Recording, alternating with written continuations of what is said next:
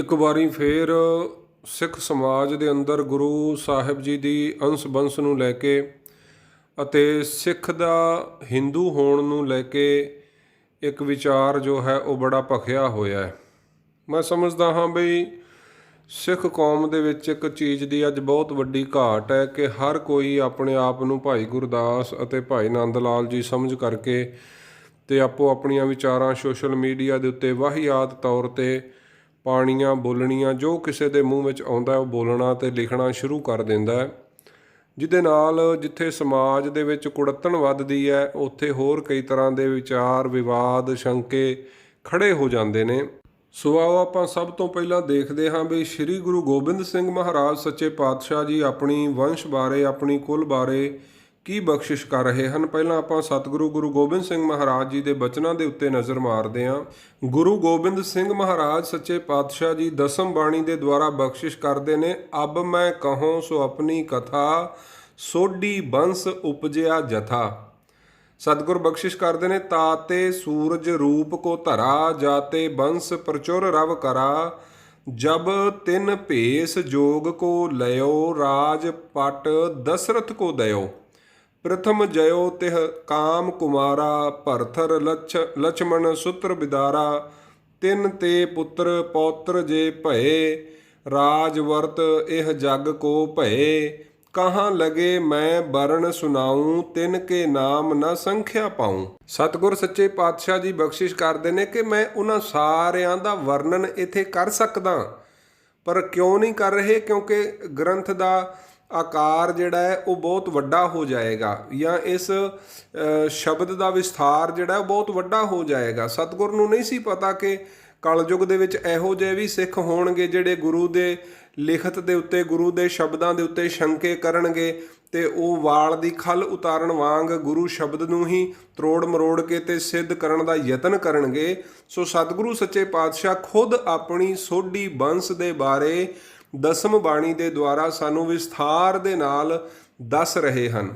ਅਗਲੇ ਪਦ ਵਿੱਚ ਸਤਿਗੁਰੂ ਸੱਚੇ ਪਾਤਸ਼ਾਹ ਬਖਸ਼ਿਸ਼ ਕਰਦੇ ਨੇ ਤਾ ਤੇ ਪੁੱਤਰ ਪੌਤਰ ਹੋਏ ਆਏ ਤੇ ਸੋਢੀ ਸਭ ਜਗਤ ਕਹਾਏ ਜਿਨੈ ਵੇਦ ਪੜ੍ਹਿਓ ਸੋ ਬੇਦੀ ਕਹਾਏ ਤਿਨੈ ਧਰਮ ਕੈ ਕਰਮ ਨੀਕੇ ਚਲਾਏ ਤਿਨ ਬੇਦੀਨ ਕੀ ਕੁਲ ਵਿਖੈ ਪ੍ਰਗਟੇ ਨਾਨਕ ਰਾਏ ਸਭ ਸਿੱਖਨ ਕੋ ਸੁਖ ਦਏ ਜਤ ਤਰ ਭਏ ਸਹਾਏ ਹਰੀ ਕ੍ਰਿਸ਼ਨ ਤਿਨ ਕੇ ਸੁਤ ਭਏ ਤਿਨ ਤੇ ਤੇਗ ਬਹਾਦਰ ਭਏ। ਸੋ ਇਸ ਪ੍ਰਕਾਰ ਸਤਿਗੁਰੂ ਜੀ ਸੋਢੀ ਤੇ ਬੇਦੀ ਬੰਸ ਦਾ ਜੋ ਵਰਣਨ ਹੈ ਆਪ ਬਖਸ਼ਿਸ਼ ਕਰਕੇ ਉਸ ਨੂੰ ਰਾਮ ਰਘੁਵੰਸ਼ ਦੀ ਕੁਲ ਦੇ ਨਾਲ ਜੋੜ ਕਰਕੇ ਸਮਝਾਉਂਦੇ ਹਨ ਕਿ ਇਸ ਪ੍ਰਕਾਰ ਜਿਹੜੀ ਗੁਰੂ ਕੁਲ ਹੈ ਗੁਰੂ ਵੰਸ਼ ਹੈ ਉਹਦਾ ਜਿਹੜਾ ਸੰਬੰਧ ਹੈ ਉਹ ਰਾਮਚੰਦਰ ਜੋ ਤ੍ਰੇਤੇ ਦੇ ਅਵਤਾਰ ਮੰਨੇ ਹਨ ਉਹਨਾਂ ਦੀ ਕੁਲ ਦੇ ਵਿੱਚ ਉਹਨਾਂ ਦੀ ਕੁਲ ਦੇ ਨਾਲ ਹੈ। ਹੁਣ ਇੱਥੇ ਸਮਝਣ ਵਾਲੀਆਂ ਦੋ ਗੱਲਾਂ ਹਨ।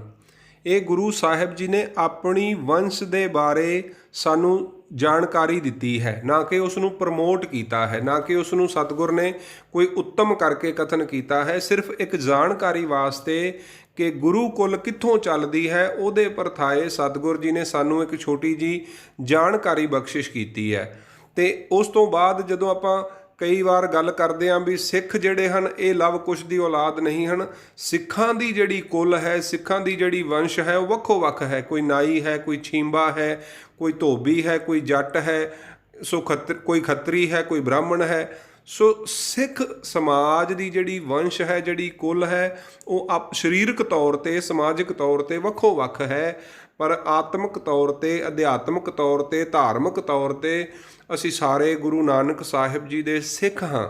ਕਿਉਂਕਿ ਜਦੋਂ ਵੀ ਸਿੱਖ ਸਿੱਖੀ ਨੂੰ ਧਾਰਨ ਕਰਦਾ ਹੈ ਉਹਦਾ ਜਨਮ ਗੁਰੂ ਦੇ ਘਰ ਵਿੱਚ ਹੁੰਦਾ ਹੈ, ਫਿਰ ਉਹਦੀ ਜਾਤ ਕੁਲ ਵੰਸ਼ ਸਭ ਖਤਮ ਹੋ ਜਾਂਦੀ ਹੈ। ਸੋ ਸਤਿਗੁਰ ਜੀ ਨੇ ਇੱਥੇ ਨਾ ਤੇ ਆਪਣੀ ਕੁਲ ਨੂੰ ਵਡਿਆਇਆ ਹੈ, ਨਾ ਹੀ ਉਸ ਨੂੰ ਉੱਤਮ ਕਥਨ ਕੀਤਾ ਹੈ, ਨਾ ਹੀ ਕਿਸੇ ਤਰੀਕੇ ਦੇ ਨਾਲ ਉਸ ਨੂੰ ਪ੍ਰਮੋਟ ਕੀਤਾ ਹੈ। ਸਤਿਗੁਰ ਜੀ ਨੇ ਸਿਰਫ ਇੱਕ ਜਾਣਕਾਰੀ ਦੇ ਵਾਸਤੇ ਆਪਣੀ ਵੰਸ਼ ਦਾ ਦਸਮ ਬਾਣੀ ਦੇ ਵਿੱਚ ਗੁਰੂ ਕਲਗੀਧਰ ਨੇ ਵਿਖਿਆਨ ਕੀਤਾ। ਹੁਣ ਜਿਹੜੇ ਲੋਕ ਇਸ ਗੱਲ ਦਾ ਵੀ ਵਿਰੋਧ ਕਰਦੇ ਹਨ, ਇਸ ਗੱਲ ਦੇ ਨਾਲ ਵੀ ਸਹਿਮਤ ਨਹੀਂ ਹਨ, ਜੋ ਦਸਮ ਬਾਣੀ ਦਾ ਵਿਰੋਧ ਕਰਦੇ ਹਨ ਕਿ ਉਹਨਾਂ ਦੇ ਕੋਲ ਕੋਈ ਇਹੋ ਜਿਹਾ ਦਸਤਾਵੇਜ਼ ਹੈ, ਕਿ ਉਹਨਾਂ ਦੇ ਕੋਲ ਕੋਈ ਪ੍ਰਮਾਣਿਕ ਸਰੋਤ ਹੈ ਜੋ ਗੁਰੂ ਸਾਹਿਬ ਜੀ ਦੀ ਅੰਸ ਬੰਸ ਨੂੰ ਪਿਛੋਕੜ ਤੱਕ ਦੁਆਪਰ ਤ੍ਰੇਤੇ ਯੁੱਗ ਤੱਕ ਜੋ ਹੈ ਉਹ ਸਾਬਤ ਕਰ ਸਕੇ ਵੀ ਉਹ ਕਿਸ ਦੀ ਅੰਸ ਬੰਸ ਹਨ, ਗੁਰੂ ਸਾਹਿਬ ਜੀ ਦੀ ਅੰਸ ਬੰਸ ਕਿੱਥੋਂ ਚੱਲਦੀ ਹੈ ਜਾਂ ਉਹਦਾ ਪਿਛੋਕੜ ਕੀ ਹੈ। ਉਹਨਾਂ ਲੋਕਾਂ ਦੇ ਕੋਲ ਇਹੋ ਜਿਹਾ ਕੋਈ ਸਰੋਤ ਨਹੀਂ ਹੈ, ਕੋਈ ਪ੍ਰਮਾਣਿਕ ਦਸਤਾਵੇਜ਼ ਨਹੀਂ ਹੈ।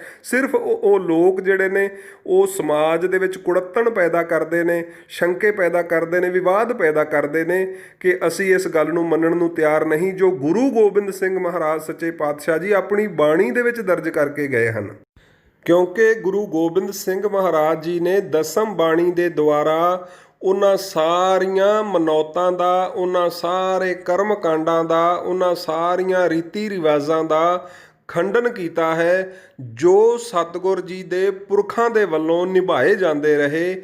ਉਹਨਾਂ ਸਾਰੀਆਂ ਰੀਤਾਂ ਨੂੰ, ਮਨੌਤਾਂ ਨੂੰ, ਪਰੰਪਰਾਵਾਂ ਨੂੰ, ਉਹਨਾਂ ਸਾਰੀਆਂ ਜੋ ਕਾਰ ਵਿਹਾਰ ਹਨ ਉਹਨਾਂ ਨੂੰ ਖਤਮ ਕਰਕੇ ਗੁਰੂ ਨਾਨਕ ਸਾਹਿਬ ਜੀ ਨੇ ਨਿਰਮਲ ਤੇ ਵੱਖਰਾ ਇੱਕ ਪੰਥ ਚਲਾਇਆ ਜਿਹਨੂੰ ਅਸੀਂ ਸਿੱਖ ਪੰਥ, ਖਾਲਸਾ ਪੰਥ ਕਰਕੇ ਜਾਣਦੇ ਹਾਂ।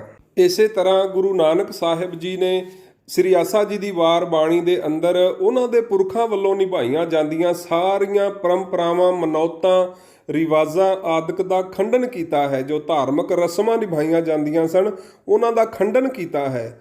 ਆਸਾ ਦੀ ਵਾਰ ਦੀ ਬਾਣੀ ਦੇ ਵਿੱਚੋਂ ਸਾਨੂੰ ਪਤਾ ਲੱਗਦਾ ਹੈ, ਚਾਹੇ ਉਹ ਜਨੇਊ ਧਾਰਨ ਕਰਨਾ ਹੋਵੇ, ਚਾਹੇ ਸੁੱਚ ਭਿੱਟ ਹੋਵੇ, ਚਾਹੇ ਹੋਰ ਕੋਈ ਕਰਮਕਾਂਡ ਹੋਵੇ, ਸਤਿਗੁਰ ਜੀ ਨੇ ਬੜੇ ਖੁੱਲ੍ਹੇ ਤੌਰ 'ਤੇ ਉਸ ਦਾ ਵਿਰੋਧ ਕੀਤਾ ਕਿ ਸਾਡਾ ਹੁਣ ਇਹਨਾਂ ਦੇ ਨਾਲ ਕੋਈ ਸਬੰਧ ਨਹੀਂ ਹੈ।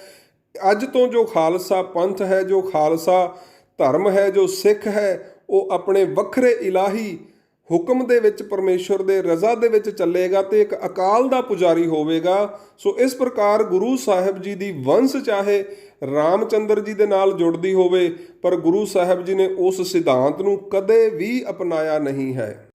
ਤੇ ਜਦੋਂ ਗੱਲ ਸਿੱਖ ਦੀ ਚੱਲੇਗੀ ਤੇ ਸਿੱਖ ਨੂੰ ਸਤਿਗੁਰ ਜੀ ਨੇ ਬੜੇ ਸਪਸ਼ਟ ਸ਼ਬਦਾਂ ਦੇ ਵਿੱਚ ਗੁਰਬਾਣੀ ਦੇ ਦੁਆਰਾ ਸਮਝਾ ਦਿੱਤਾ, ਨਾ ਹਮ ਹਿੰਦੂ ਨਾ ਮੁਸਲਮਾਨ, ਕਿ ਸਾਡਾ ਜੋ ਜੀਵਨ ਹੈ, ਸਾਡਾ ਜੋ ਜੀਵਨ ਆਚਰਣ ਹੈ ਉਹ ਨਾ ਤੇ ਹਿੰਦੂ ਦੇ ਨਾਲ ਮੇਲ ਖਾਂਦਾ ਹੈ, ਨਾ ਹੀ ਮੁਸਲਮਾਨ ਦੇ ਨਾਲ ਮੇਲ ਖਾਂਦਾ ਹੈ।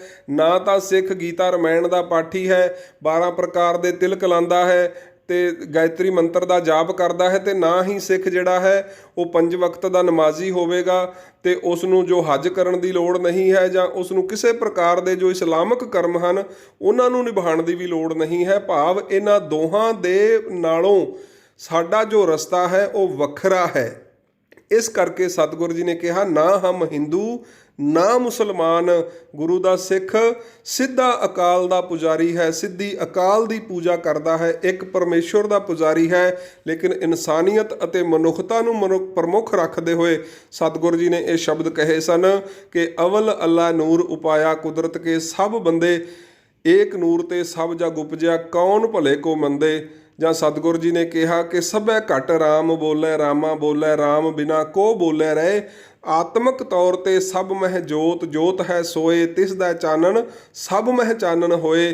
ਸਤਿਗੁਰੂ ਜੀ ਨੇ ਕਿਹਾ ਪਰ ਬਾਹਰੀ ਤੌਰ 'ਤੇ ਸਾਡਾ ਜੋ ਰਸਤਾ ਹੈ ਉਹ ਹਿੰਦੂ ਨਾਲੋਂ ਵੀ ਵੱਖਰਾ ਹੈ, ਉਹ ਮੁਸਲਮਾਨ ਨਾਲੋਂ ਵੀ ਵੱਖਰਾ ਹੈ। ਸੋ ਮੇਰੀ ਸਾਰੇ ਉਹਨਾਂ ਵੀਰਾਂ ਨੂੰ ਬੇਨਤੀ ਹੈ ਜਿਹੜੇ ਬੇਲੋੜੇ ਵਿਵਾਦ ਤੇ ਕੁੜੱਤਣ ਪੈਦਾ ਕਰਦੇ ਹਨ ਸਮਾਜ ਦੇ ਵਿੱਚ, ਕਿ ਸੱਚਾਈ ਨੂੰ ਅਸੀਂ ਝੁਠਲਾ ਨਹੀਂ ਸਕਦੇ, ਸਿਧਾਂਤ ਨੂੰ ਅਸੀਂ ਝੁਕਾ ਨਹੀਂ ਸਕਦੇ। ਜੋ ਸੱਚਾਈ ਹੈ, ਜੋ ਸਿਧਾਂਤ ਹੈ, ਸਾਨੂੰ ਉਹਨੂੰ ਮੰਨਦੇ ਹੋਏ ਉਹਨੂੰ ਫੋਲੋ ਕਰਨਾ ਚਾਹੀਦਾ ਹੈ, ਉਹਦੇ 'ਤੇ ਚੱਲਣਾ ਚਾਹੀਦਾ ਹੈ ਤਾਂ ਕਿ ਸਿੱਖ ਸਮਾਜ ਹੋਰ ਤਰੱਕੀਆਂ ਕਰ ਸਕੇ, ਏਕਤਾ ਇਤਫਾਕ ਆ ਸਕੇ, ਸਿੱਖ ਸਮਾਜ ਦੇ ਵਿੱਚ ਵਾਧਾ ਹੋ ਸਕੇ, ਅਸੀਂ ਸਾਰੇ ਸਮਾਜ ਨੂੰ ਨਾਲ ਲੈ ਕੇ ਚੱਲ ਸਕੀਏ। ਸੋ ਬੇਲੋੜੇ ਵਿਵਾਦਾਂ ਤੋਂ ਸਾਨੂੰ ਬਚਣ ਦੀ ਲੋੜ ਹੈ ਅਤੇ ਮੂੰਹ ਜ਼ੋਰ ਹੋ ਕਰਕੇ ਸਾਨੂੰ ਬੇਮਤਲਬ ਦੀਆਂ ਗੱਲਾਂ ਕਰਕੇ ਤੇ ਸੋਸ਼ਲ ਮੀਡੀਆ ਦੇ ਉੱਤੇ ਇਸ ਪ੍ਰਕਾਰ ਦੇ ਨਾਲ ਵਿਵਾਦ ਖੜੇ ਕਰਨੇ, ਝਗੜੇ ਖੜੇ ਕਰਨੇ, ਸ਼ੰਕੇ ਖੜੇ ਕਰਨੇ, ਇਹ ਕਿਸੇ ਵੀ ਤਰੀਕੇ ਦੇ ਨਾਲ ਯੋਗ ਨਹੀਂ ਹਨ।